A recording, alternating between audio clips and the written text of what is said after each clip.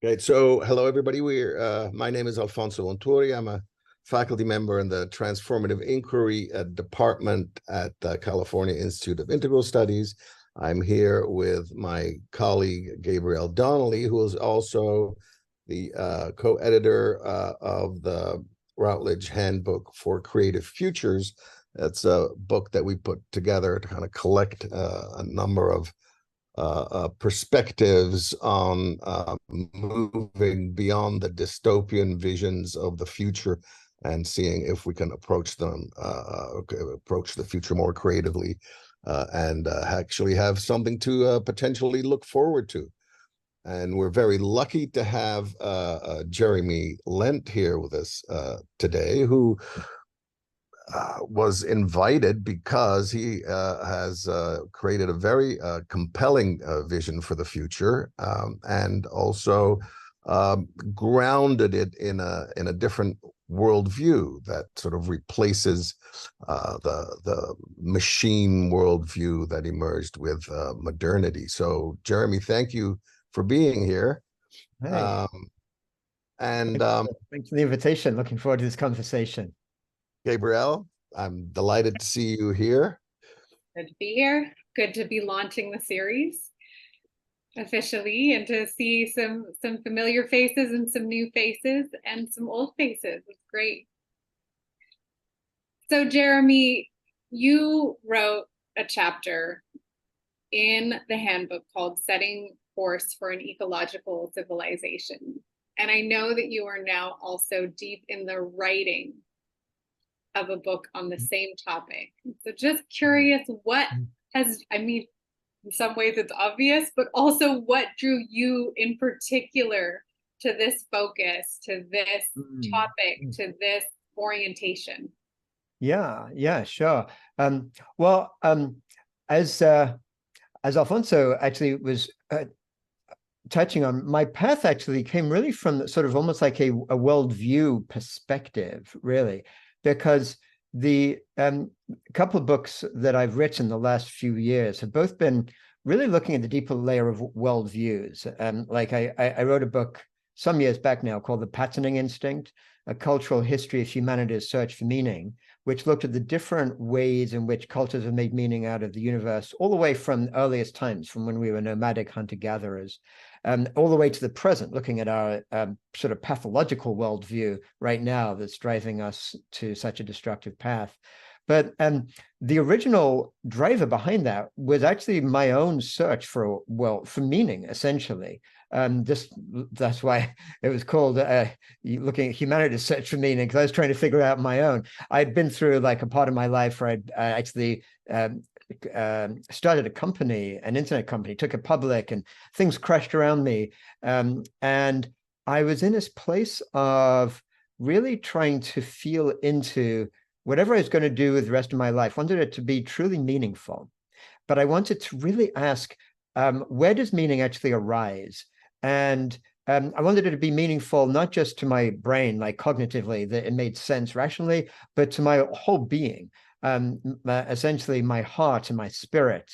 And I really spent a lot of years in my own research, which led me to write this first book, looking at how all the different concepts we take for granted, whether it's soul or human uniqueness or nature, all these things, where did they come from? But then as I did the research, looking at our destructive culture today, I realized that our underlying worldview that we just take for granted, about humans being selfish and nature itself being driven by its selfish genes. That's what evolution's all about. And nature basically is this very complex machine that we can break apart and understand.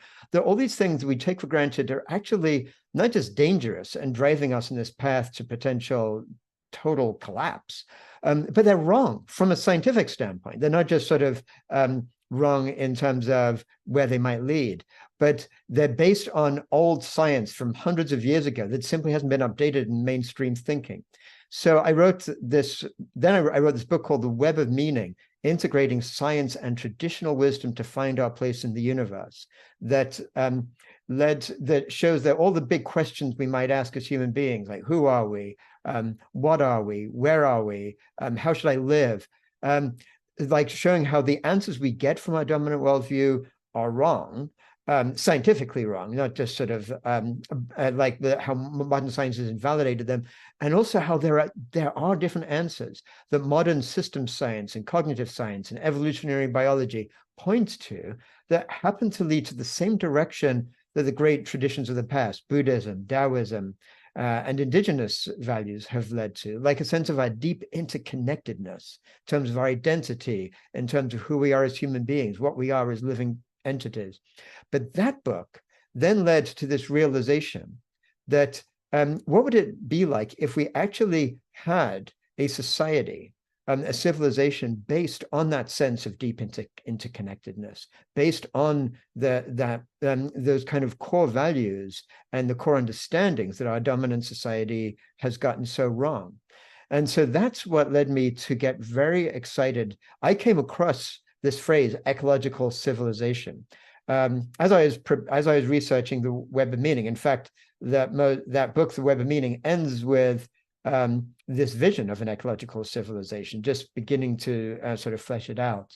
And the idea behind an ecological civilization, what got me so excited about it, is it's asked this question: what could our entire civilization look like if it were based on a different foundation, rather than being based on the foundation of extraction and exploitation, and basically the manifestation of this dominant worldview that is so flawed? What would it look like if we actually based a civilization from the very foundation of setting the conditions for all beings to flourish on a regenerated earth? And if that was our very foundation, what would it actually look like? So that's gotten me very excited. And that's really the driver of the chapter in the book. And also, as you say, I've actually just completed a year or two of deep research on this topic, and I've started actually writing it, which is kind of fun, so to actually get into the meat of exploring this possibility. What was it like to write the chapter before the book? Oh, it felt really good to do that, because that's the way I sort of like to think about things when I'm actually preparing a book. I like to sort of feel into what are the really big topics. What are the things that are almost like a lot of my work has this metaphor of weaving, if you will. Like, so that last book is called The Web of Meaning, and the notion I have almost is, if you're weaving some new story or some new fabric, looking at what are the key points that you want to sort of link up together, and then the rest of it is filling in all the gaps. And that's what I felt in this chapter I was able to do, is kind of highlight what is it that's fundamentally wrong with our civilization? What would be the principles of that life-affirming civilization? And what might it look like?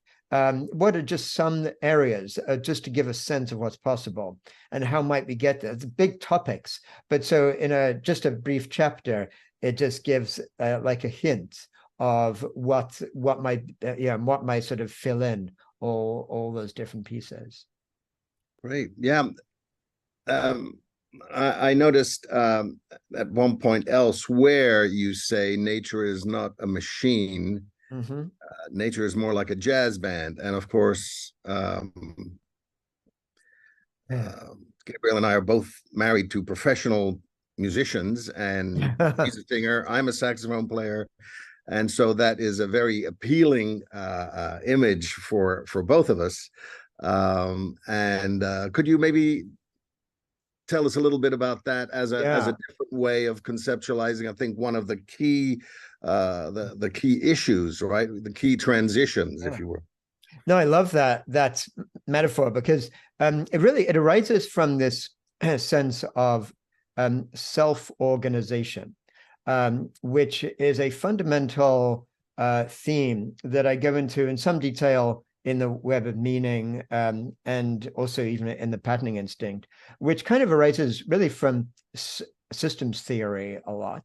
And it recognizes that when we look at any complex adaptive system, which basically is a fancy phrase for anything that's alive, any living organism, any cell, any organism, any ecosystem, the Earth itself, we might call Gaia, or human systems.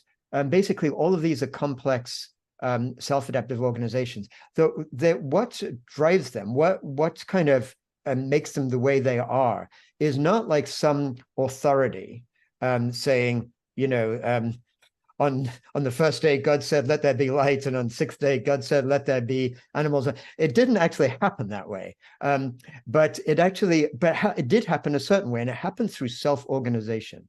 And so this is what's so fascinating, which is once we sort of go deep into the implications of that, it's incredibly liberating, because for starters, it gets rid of this notion of the selfish gene, that evolution and life is not driven by some sort of these genes going like, okay, I want to take over the world, I want to conquer everything else, and I'll do whatever I can to be as successful as possible. It's actually a very different process that has been shown to work from the way life first formed on the Earth billions of years ago, what's known as autopoiesis, which was a word defined by Maturana and Varela in a book they wrote some decades back, which we can autopoiesis, basically we can translate into normal English as sort of self-creativity or self-generation.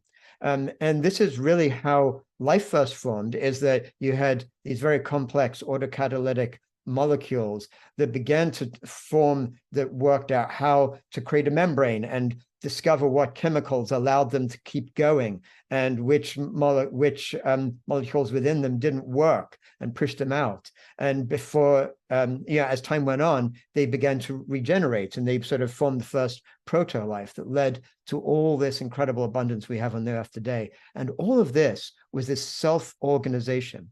And this notion of jazz is so important because, I mean, oftentimes systems theorists looking at life talk about it as basically music, as opposed to, say, this authoritarian regime, or something that's decided top down. But even when you look at music from a traditional Western conventional approach to music, well, even music itself managed to get transformed into this dominant worldview. That music became this thing where this great composer, normally a male, of course, would, take this very measured set of notes, and from these set of notes would come up with a piece of music, which basically would dictate to the orchestra exactly how it should be played. And the conductor would transmit, his or her own sense of how to interpret it. And that's not to disparage, probably like all of us, some of the greatest creations known to humanity arose from this wonderful system. I mean, people like Beethoven, to me, it's like, just like I'm sure all of us swooned over the depth and complexity. So this is certainly not to disparage that, but the form of music making gets away from this sense of self-organization.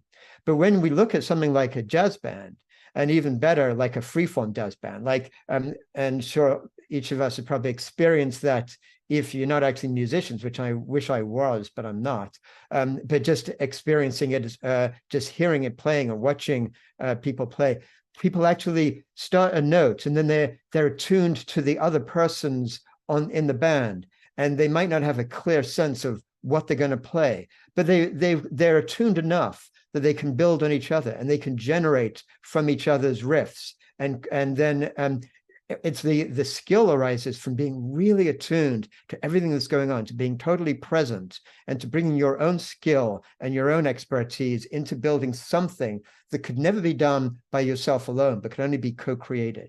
And that basically is what life has been doing for billions of years. And there was a great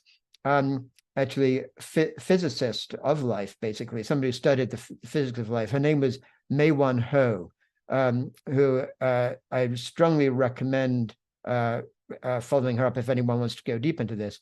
She was the one who actually designed this notion, and she came up with this phrase, the quantum jazz of life, which I just love, because she understands how from the deepest layers of physics, almost like from quantum theory all the way to macro meso level life as we know it, to the sort of entire system of life on Gaia. She shows how it's basically these layers upon layers of essentially like quantum harmony that plays out.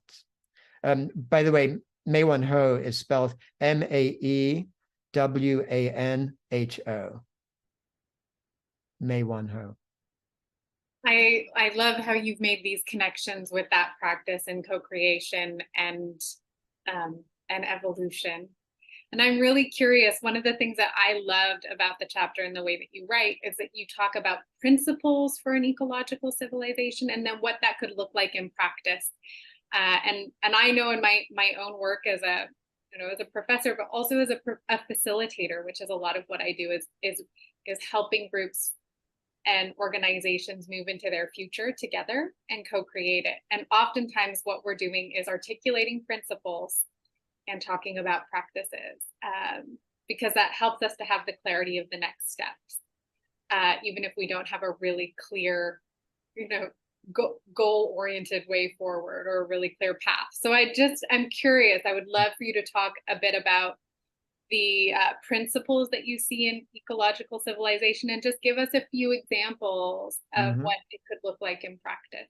Yeah, sure. I'd be happy to. Thanks for that question. But even before I begin talking about the specifics, I love that you're focusing on this kind of concept of principles, because if we think about everything I just said, then it makes sense that the last thing I want to try to do is to put forward like a blueprint for an ecological civilization, because it gets right back to the composer coming up with this is what it's like. Get back to that sort of top-down approach, which is the exact opposite of what this vision is about. So every time I talk about ecological civilization, I emphasize to people, we're not talking about a plan. We're not talking about a blueprint, like an architect saying, this is the way the building's going to look, now fill in the gaps kind of thing. What we're talking about is those principles, and then looking at almost like the different blossoms that can arise from that, recognizing that each different society, in each different subculture, in each different bioregion, and the principles might come out in very different ways. In fact, I've had some very valuable discussions with some people who argue you shouldn't even call it an ecological civilization. It should be called like ecological cultures or something, because it should be plural. Don't, because as soon as you talk about a civilization, it gives a sense that there's something that's fixed. But personally, I believe that's okay, as long as we recognize that within the overall coherence is this incredible diversity. So to get to the sense that there are principles, and really, even when we look at life itself, evolutionary biologists recognize they're not rules. It's not like sort of Newton's laws or whatever, like everything has to stick within it. But they're principles in the sense that they establish a general sense as to how something might work. And then that allows all kinds of generativity from that. So when biologists look at ecosystems and look at what has really made life work, part of this idea about an ecological civilization is, if we look at those deep foundational qualities, maybe we can apply them to our own human civilization. And probably the most important principle of all is when you look at the history of all life on Earth, from its first foundations billions of years ago to now, there's only been maybe 6 or 7 significant jumps in complexity that took life to this beautiful abundance we experience today. And what has been shown really quite clearly is that every one of those jumps in complexity, from basically from prokaryotes to eukaryotes, like nuclear, like cells that have a nucleus, or multicellular life, or communities of life, and each of these steps, they all came about not through some selfish gene or some selfish species learning how to outdo the others, but the exact opposite, through actually what's known as mutually beneficial symbiosis, where basically different species are expert in a particular thing, how to achieve photosynthesis, or basically how to move around, or how to develop one thing or another. And when they learned to actually work with the expertise of another species, they were able to create a positive sum game rather than a zero-sum game, where essentially the notion of the whole being greater than the separate parts. That's the core secret of life. And that sense of mutually beneficial symbiosis can be applied to human society. So rather than view the sort of dog-eat-dog competition of capitalism, say someone's got to win, someone's got to lose. It's the owners versus the workers, or it's humans against nature or whatever. We can actually look at saying, how can we establish ways of relating, building enterprises, working with a non-human world, whatever, where we actually find places of mutual synergy. So if you apply that, of course, in say enterprises, business enterprises, you get to things like worker co-ops rather than shareholder-owned corporations, or even commons-based ways of working together. So that's one key principle. Another couple, and I'll just touch on a couple of the key ones. There's a number more, but another big one is when you look at ecosystems, you recognize that every element within the system is part of a bigger system. A cell is part of some organ or some structure, which is then part of an organism, which is part of a species, which is part of a niche within the ecosystem, ultimately all being part of Gaia. And once you begin to see that they all act according to similar principles, it's like this notion of fractality. Like everyone's probably aware of fractals, which are basically self-organized patterns that have similar principles at different scales, from smaller to much larger. And most of what is natural you see these kind of fractal patterns everywhere in nature. So similarly, you get that in ecosystems, which lead to this principle of fractal flourishing. And what fractal flourishing refers to is that the health of each layer within the system is reliant on the health of all the other layers. You can't have a fully thriving ecosystem unless every different part of that system is healthy and alive, which again leads to a very different way of understanding how we could organize society. So essentially, it pushes down the importance of autonomy to the very the smallest groups, basically very small local grassroots structures. And when you focus on their health and then being able to determine what is right, then and you set the conditions for that health to lead to the health of the layers above that, that can lead to the entire system to flourish. And just to throw one final key principle out, it's the principle of diversity, or what really I like to think of as integration. Because in an ecosystem, you have every part is totally separate, unique from each other. You have, like elephants and trees and grass and dung beetles and the mycorrhizal fungal networks. And they're all so different from each other. And yet, from an ecosystem perspective, they're all part of a greater whole. Now, that's happened through evolutionary design over some hundreds of millions of years, that when some part of the ecosystem didn't work for the benefit of the whole thing, it led to some serious problem. So either the species went extinct or the ecosystem had to regenerate in some form. But over evolutionary time, that led to this way in which ecosystems work. From a human design standpoint, similarly, integration means basically setting the conditions so the entire society is aware of itself as a unity, and at the same time celebrating the diversity within that society, diversity of every kind, ethnic diversity, cultural, diversity within different groups to specialize in different things, but always as part of the greater whole, not at the expense of the greater whole. Thank you. Yeah, the fascinating thing about worldviews is that they're sort of self-fulfilling prophecies, aren't they? So if I think that, it's a dog-eat-dog world, I act accordingly, and I actually contribute to creating that world, right? So that's one of the deceptive things. It's not like, well, that one's incorrect, so it doesn't work. Well, sort of does in that bubble, right? Because it's self-perpetuating. So that makes it so difficult in a way to break through those bubbles sometimes. I have to go back for 1 minute to what you were talking about earlier regarding music, of course. One of the fascinating things is that Beethoven is kind of a transition point, right? Beethoven was sort of the genius who became sort of the figure, along with copyright, actually, which came up at the same time, that led to music scores becoming the most important thing.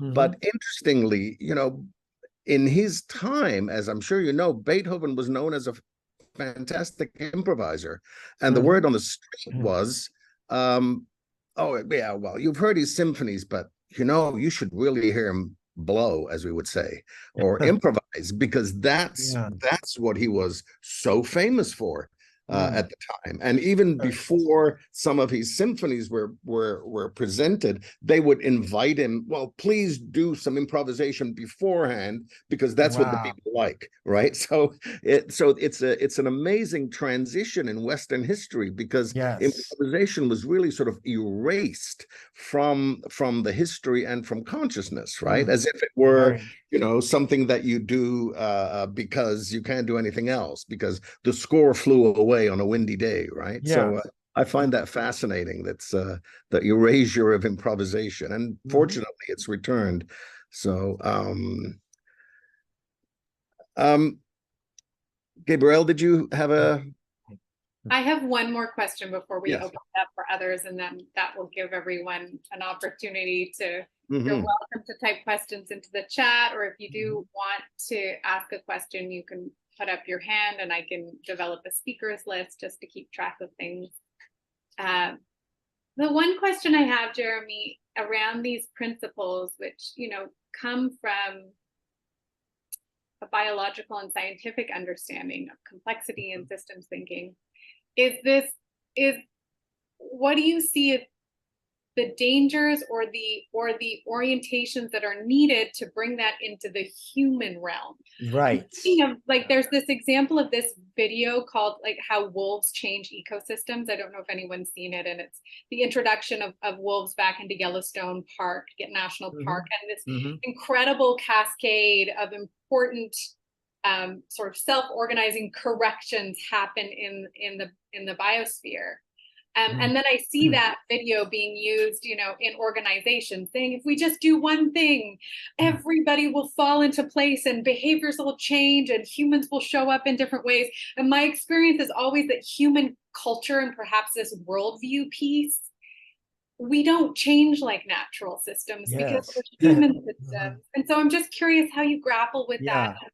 Yeah, that's great. Thank you for asking that question, because I think it's a key point, one we need to look at really, really closely. And also, just along the lines of that question, you could also, critique what I was just saying by saying, well, ecosystems, it might work for the system as a whole, but it's not a very nice system for a gazelle who's suddenly pounced on by the cheetah and torn apart, and all these horror stories that biologists sometimes love to regale about insects that take over the brains of some different animal, and just all these terrifying things that happen. So then when we apply these systems to what human flourishing, the key thing is to, just like we were looking from an evolutionary standpoint at what led ecosystems to thrive, we have to look at what led human beings to thrive,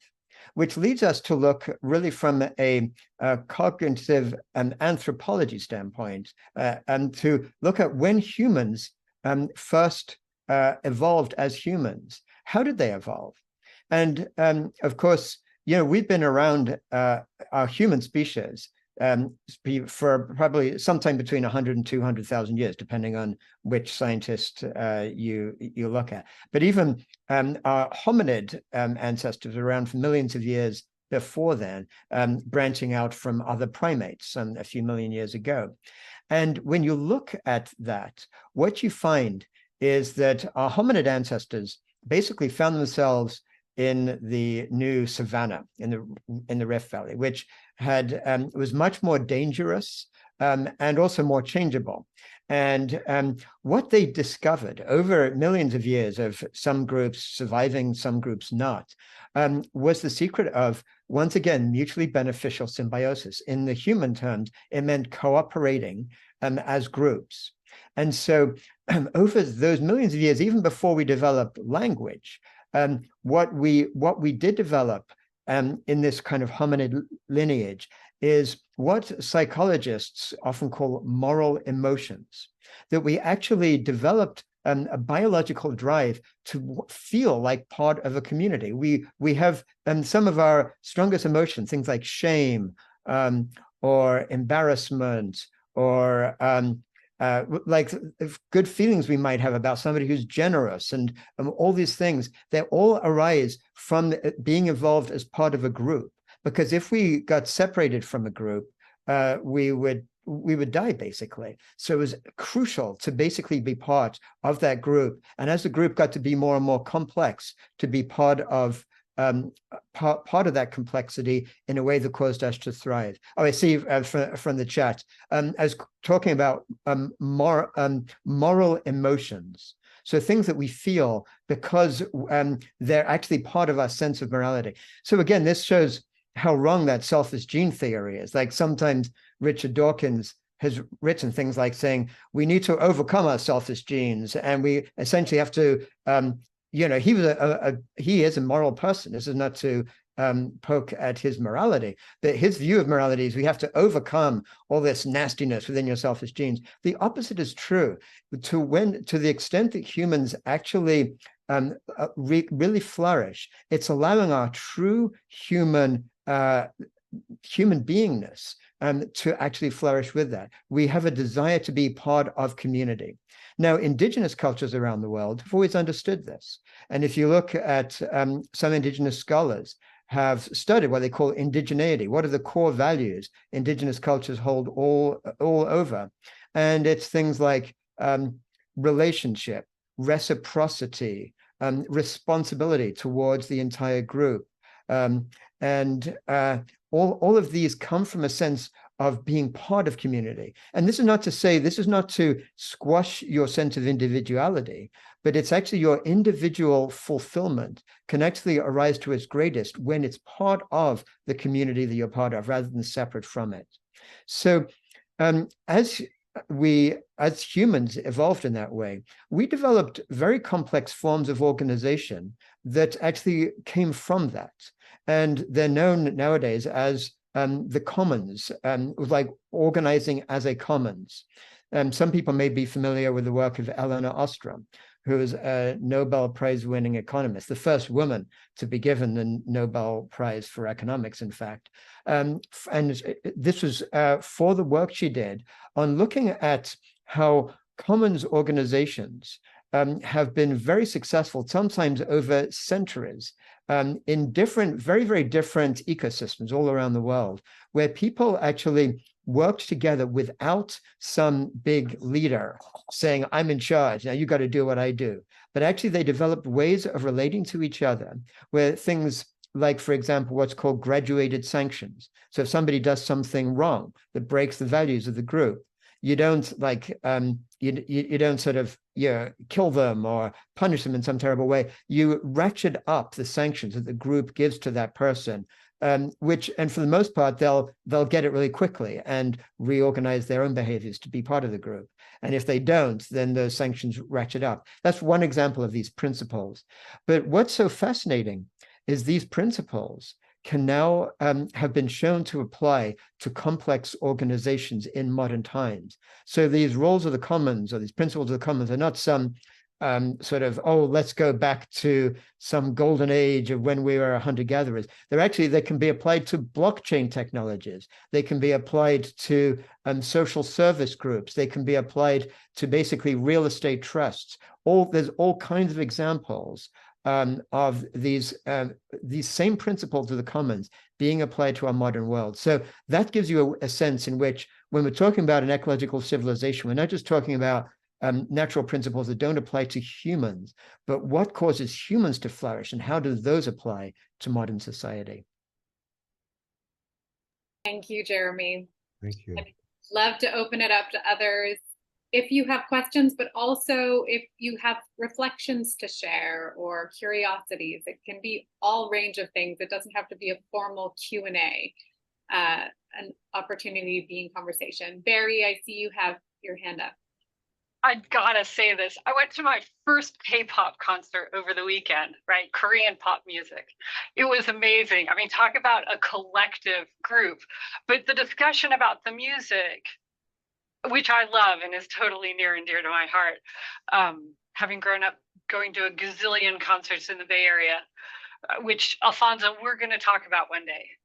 We're going to talk about that. But a couple of years back, there was a presidential election in the US that was a little controversial, maybe a candidate who was a little off the wall, and big K-pop band BTS, they have the largest fan base in the world. I forget what the numbers are. It's over 10 million because the group I follow is 8 million. So it's something like 30 or 40 million, right? And they view themselves as a collective. They're treated as a collective. My cat has things to say if you hear him in the background. But there was a particular event that was happening with the presidential candidate where he wanted a lot of people to show up.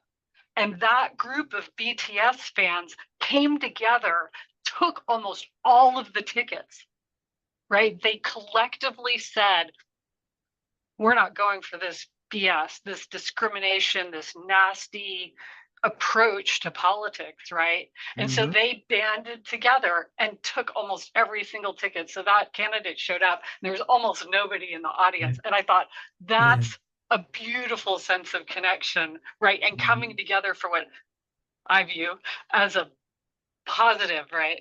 Yeah, I love that. I remember that. I remember that so well. It was such a joy to see that event unfold. Yeah, thanks. But one thing I would add, though, by the way, is I mean, I totally love what you're saying. It's a great example of exactly this kind of way self-organization can work in that way. But there's also really get a little bit back to your point, Gabrielle, earlier about what are some of the danger things to watch too. We've also seen in social media how self-organization can work in very destructive ways too. And in fact, if we look back at hunter-gatherer, nomadic, their sort of social technologies, one of the things that they developed was, if you got some alpha male who got sort of too big for his britches, they'd use things like shaming the person in order, like making fun of the person, mocking, things like that, to sort of bring them back down to size. Now, that worked really well in hunter-gatherer groups of 50 or 100 or whatever. We've also seen how in something like Twitter, that can work really well. I remember there was an example of some dentist who loved trophy hunting, and he went and killed some rhinoceros or some glorious creature and put this picture of himself and he just basically took a gun and machine gunned the poor animal, and then he was so proud to show, and he was shamed over Twitter, and that felt like a really good thing. But we also have seen how the same thing can happen in very destructive ways. And then the other element about self-organization is it can also lead to in-groups and out-groups. So we can just get really self-organized within an in-group and feel that we're doing really great. And part of that is shaming an out-group. So that's why it's so important, ultimately, to take these very powerful human forces and make them work in a way that is that actually would preempt those dangers, to really set the conditions for those to happen in like very careful ways, so that when these behaviors could get destructive, essentially that means kind of organizing things like social media, or organizing things like true democracy in ways that doesn't allow for one particular group or one particular mood or feeling to get so out of control that it can actually cause damage rather than positive. So anyway, just wanted to add those reflections, because I do think that's so important to get that really big picture. Thanks for sharing that, Barry. Others out there who'd like to chime in? I have a fully formed thought, Jeremy and others, so bear with me. But I do, I'm finding the edge for me in this conversation, and so much interest. I'm really excited to read your article, which I haven't read yet.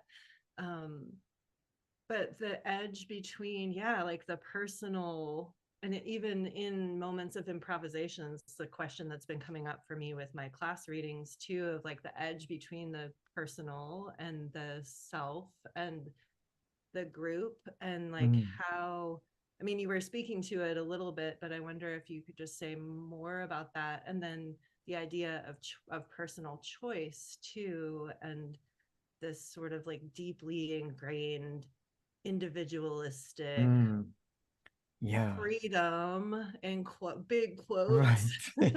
Exactly, that we feel in this culture, and how you feel like that interweaves with these ideas. Great themes, Sarah Lou. Thanks for bringing them into the conversation. So that first thing you were raising, I think has a lot to do with kind of a sense of identity. Like who are we? Like, what is our sense of self? And we could identify, we're told by our neoliberal culture that we're separate individuals, and what life is all about is maximizing for number one kind of thing. And then oftentimes, certainly this group, looking at other ways of being, we might be looking at spiritual practices, giving a sense of oneness, of all being one with all the universe, whatever. So what is our actual identity? And this is actually something I explore in some depth in the last book I wrote called The Web of Meaning. And one of the things I look at is how really we could almost look at different concentric circles, if you will, of identity, and going from it is true to some degree, I am a separate individual. I mean, if somebody walks into the room right now and hits me on the arm, that's going to hurt me. It's not going to hurt them or you or anybody else. There are things about my own organism which are totally only I will experience and expect. And then there's levels of identity like family, or the community I'm part of, or the neighborhood, or ultimately it could be the region, the bioregion, or it could be the nation, or it could be identity with all of humanity. Every layer of this identity leads to different values, right? So if I sort of identify with the bioregion, I'll be looking at what can sustain and nourish that entire bioregion. If I identify with my nation, I'll be looking at what can strengthen my nation, maybe at the expense of others. If I identify with all of humanity, I'll be caring about things like trying to right injustices around the world and trying to make the world a fairer place.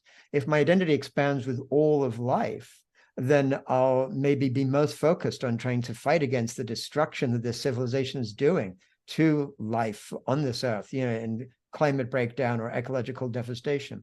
But I think the key is that what I feel can lead to a sense of real flourishing for us as human beings, and that sense of fractal flourishing, is to recognize that there's no one layer of identity that's right or wrong versus the others. But then within our practice, our own internal practices, we can begin to develop almost like a fluidity to be able to actually embrace every one of those layers of identity as part of who I am. So part of who I am is basically oneness with all the universe, being like life. Or in Albert Schweitzer, his quote is that great 20th century humanitarian. He once said, "I am life that wills to live in the midst of life that wills to live." And he said, as a result, I cannot but have the greatest reverence for all that lives. Beautiful, and something I'm moved by very deeply. But then also I care about my community. I care about my family. I care. So, and the thing is, we're oftentimes told that these work against each other. Like, oh, you're not really being altruistic because you're really trying to just being selfish for yourself or whatever. But actually, we can embrace many of these different layers, and then we can look at ways in which, how do we kind of optimize those fully, so that they're not working at the expense of each other, but working where optimizing one layer then actually generates more flourishing at those other layers. So I feel that's a key element for our own internal practices and for society to develop the conditions so that can more easily happen. So anyway, that's just kind of one way of looking at it. Did I see your hand up briefly, Mary Claire? Well, you did, but it was brief because I'm trying to figure out if I can distill my question. I'm delighted to be here after a while away from the department, and I'm delighted to be here with you, Jeremy. I ran into your work when you were at Whitby years ago doing a presentation there, and fell in love with it and started devouring got your pattern instinct right away. I'm deeply, deeply smitten with these concepts that you're talking about, and they do form really the core of my own inquiry. And sympoiesis, in fact, kind of the development that Haraway and Dempster did with the autopoiesis, and then of course with Montuori and jazz, and this idea of collective improvisation, and the interplay, the rigorous interplay between contribution and structure and freedom and fluidity, and how that contributes to a flourishing culture. And so my question, and maybe this gets to what I was trying to remember what Sarah Lou was touching at the end, but this last piece that you discussed, the developing of the conditions and the qualities, is a big question for me to highlight. As you said, you don't want to bring forth a new blueprint. The principles that underlie what we're finally seeing as collective flourishing can also, with a qualitative slip, go into mass hypnosis or psychosis. And we see that at play now with this bizarre othering that's happening that threatens to annihilate us all in this us and them absurdity. So my question, and so the timeliness of the dialogue around this, of you said at the beginning, what could our civilization look like if we've got a new foundation? And then you spoke here of these nested identities, these nested layers of identities. And so I'm curious what comes to mind for you about the qualities or the conditions that allow us all to begin to perceive ourselves anew as not fixed identities that require a culture of othering. René Girard is a philosopher that I studied with, in my undergrad years, decades ago, who spoke so much about mimetic desire and scapegoat theory, and how culture and violence of othering was twin born. And so now, if we release ourselves from this hyper individualistic identity fixity, does that allow us together to begin to sense into qualities or conditions that don't suddenly threaten a posturing? Hence where my worry about raising my hand. If you can. Great. Thank you. It's wonderful to just feel your thoughts weave together in such a beautiful way. Thank you, Mary Claire. That's great. And in fact, as you were talking towards the end, I realized I did recall, Sarah Lou, what your other question was, which relates to this. In fact, exactly. It's about that sense of individual liberty, and how do we deal with that? That powerful sense. And really the ways in which neoliberalism one of the reasons they got to be so successful is because they did appeal to something that matters to all of us. We each want to be free. And so that's like a real rallying cry. Yeah, give me that freedom. But it comes to your point, Mary Claire, because I think a sort of a fundamental tenet of an ecological civilization, a life-affirming civilization, has to do with this core realization of our deep interrelatedness, which has to do with those different layers of identity, and that no one layer of identity exists without the other layers. And so in that sense, this can be applied to that sense of liberty, that one of these, what we need to be sort of drawn to is this realization that since none of us exists in a vacuum, there's a certain way in which my liberty impinges on those of others, if I to some extent or other.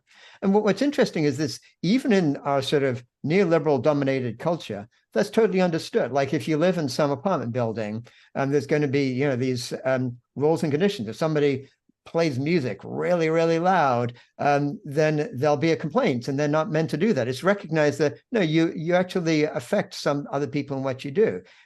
If your toilet isn't working so well, and you have like you have all your crap there, it's not okay to throw it out the window because you want to get rid of it. I mean, we understand, there's basic parts of our part of being socialized that we recognize that, but yet neoliberals have sort of tried to say this should exist at the expense of all other things.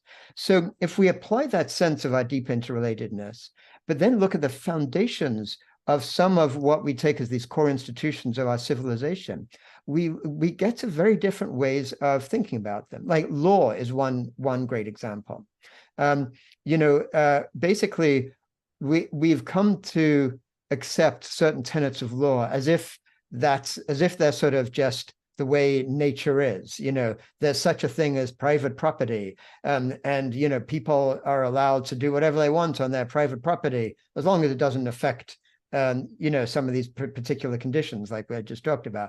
And that's not actually some sort of innate form of human organization. It's not some innate form of life's principles. It's something that actually came from essentially Roman civilization, and then it got lost during the sort of decline of Rome, and then got picked up in feudal Europe, and then got developed in English law and European law to become these things that we understand right now. But imagine if, for example, this one foundational thing, if rather than saying that everyone has this kind of overriding sovereignty on whatever piece of property they own, if we had a foundational principle that says there's no ownership without responsibility.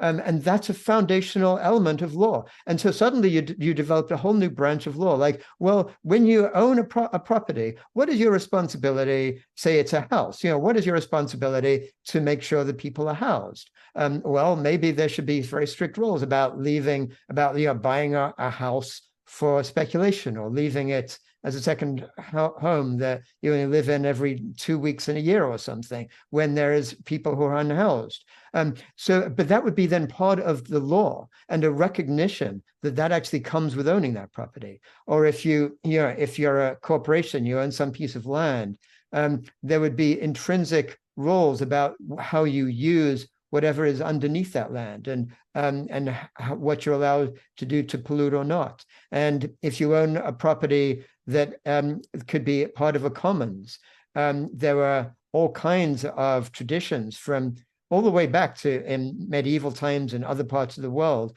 that somebody owned a property, other people had a right to access the property at particular times of year. For example, if they were searching for mushrooms that are on the property, or whatever it might be like that.